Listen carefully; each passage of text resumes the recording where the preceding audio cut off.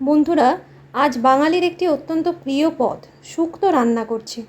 তোমরা দেখো, শুক্তোর মোটামুটি সব আইটেমগুলোই আমার কাছে ছিল, তাই জন্য আমি চট করে একটা শুক্তো রান্না করে ফেললাম। ভালোই লাগে খেতে। হ্যাঁ, দুধ ছিল না।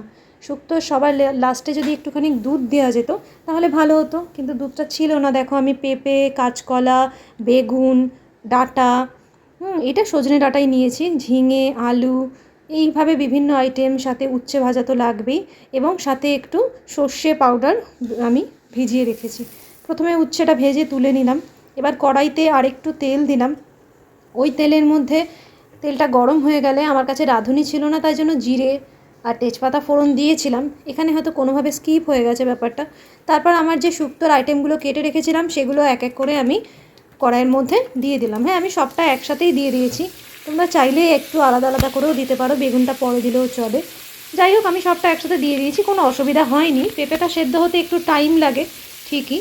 তারপর দেখো, একে একে আমি নুন, হলুদ সব কিছুই দিয়ে, তোমরা চাইলে একটুখানি মিষ্টিও দিতে পারো। শুক্তোতে অনেকেই দেখেছি আমি মিষ্টি দেয়, তবে আমি এক্ষেত্রে দিইনি। খানিকটা নুন এবং হলুদ দিয়ে আমি এটাকে জাস্ট মিশিয়ে নিলাম। আর তোমরা দেখতেই পাচ্ছ, পাশে দেখা যাচ্ছে উচ্ছেটা আমি আগেই ভেজে তুলে রেখেছি। এখন এটাকে মিশিয়ে নিয়ে কিছুক্ষণের জন্য আমি একটু ভাজা ভাজা হতে দেব, হালকা সতে হতে দেব। এটাকে আমি ঢেকে দিলাম। আর আমি যেহেতু ইন্ডাকশানে রান্না করছি, তাই জন্য ইন্ডাকশানের পাওয়ারটা কিন্তু খুবই গুরুত্বপূর্ণ। প্রথম দিকে আমি একটু বাড়িয়ে রাখলেও এখন কিন্তু আমি একটু কমিয়ে 2 মিনিটের জন্য রান্না করলাম। তোমরা দেখতেই পাচ্ছ, বেশ ভালোই হয়ে গেছে। আমার শুক্তোটা মোটামুটি ভাজা ভাজা হয়েই গেছে। এখন আমি এখানে একটু জল অ্যাড করব, এবং ইন্ডাকশানের মাত্রাটা দেখে নাও, পাওয়ারের মাত্রাটা তোমরা কতটা রাখতে পারো। এখানে আমি মোটামুটি তোমাদের একটু বোঝানোর চেষ্টা করেছি যে কতটা পাওয়ার রাখলে সুবিধা হয়। এরপর দেখো, মোটামুটি রেডি হয়ে গেছে। এরপর আমি উচ্ছেগুলো, ভাজা উচ্ছেগুলো ওর মধ্যে দিয়ে দিলাম।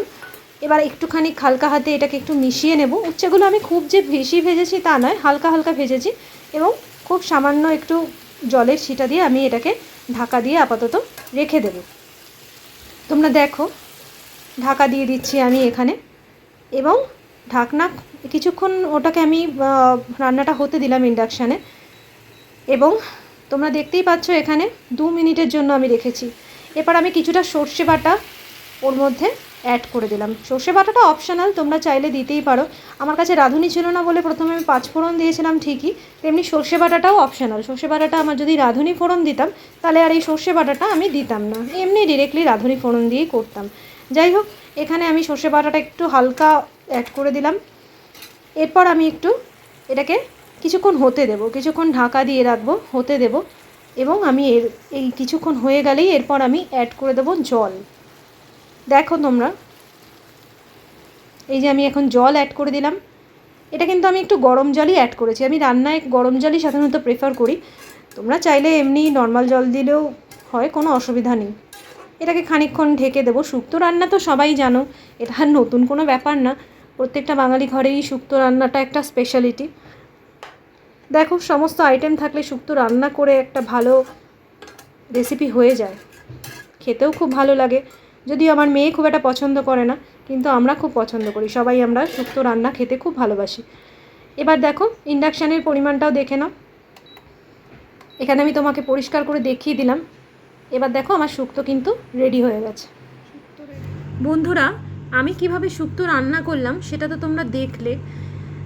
আমি বলতে চাই, নিরামিষ দিনে শুক্তো হোক বা যে কোনো নিরামিষ আইটেম, ধরো পনির তরকারি হোক, কিংবা আমি এখানে ওলের তরকারিরও একটা রেসিপি তোমাদের সাথে শেয়ার করছি। ভিডিওতে তোমরা দেখতে পাচ্ছ একটা ওলের তরকারির রেসিপি, এটা দেশি ওল।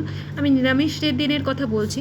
শুক্তো, ওলের তরকারি বা পনিরের তরকারি, কিংবা অনেকে দেখেছি নিরামিষ আলুর দম করেন। হ্যাঁ, এই নিরামিষ আলুর দমও আমরা আবার যেটা আমি করি সেটা হচ্ছে, ধরো তোমরা একটু কাজু বাটা বা একটুখানি পোস্ত বাটা দিয়েও তুমি করতে পারো, ভালো লাগে খেতে। রুটি বা পরোটা সব কিছুর সাথেই ভালো লাগে। এই ওলের তরকারি দিয়ে কিন্তু আমি আমার হাজব্যান্ডকে একদিন টিফিনও দিয়েছিলাম, রুটি দিয়ে খেয়েছিল, খুব ভালো লাগে বলে। রুটি বা ভাতের সাথে এই ওলের ঝোল একটু বেশি থাকলেও কিন্তু যখন নামাই, স্ট্যান্ডিং টাইম দেওয়ার পর যখন আমি নামাচ্ছি, তখন কিন্তু বেশ কষা কষা, মানে একটু ঝোলটা অনেকটাই টেনে যায়, খুব ভালো লাগে খেতে কিন্তু। আর আমরা একটু যেহেতু ঝাল খাই, ঝাল দেওয়াতে কি হয় বলো তো, মানে মুখের স্বাদটাও অনেকটা চেঞ্জ হয়ে যায়। ওকে বন্ধুরা, আজ তাহলে এই পর্যন্তই। আবার খুব তাড়াতাড়ি আসছি নতুন কোনো সময়, নতুন কোনো ভিডিও নিয়ে। হয়তো রান্নার কিংবা কোনো ট্রাভেলের, তোমরা কিন্তু সাথে দেখো। আর ভিডিওটা যদি পছন্দ হয় একটু লাইক, কমেন্ট এবং একটু সাবস্ক্রাইব করলে আমি অনেক দূর এগিয়ে যেতে পারবো। প্লিজ তোমরা সাথে থেকো।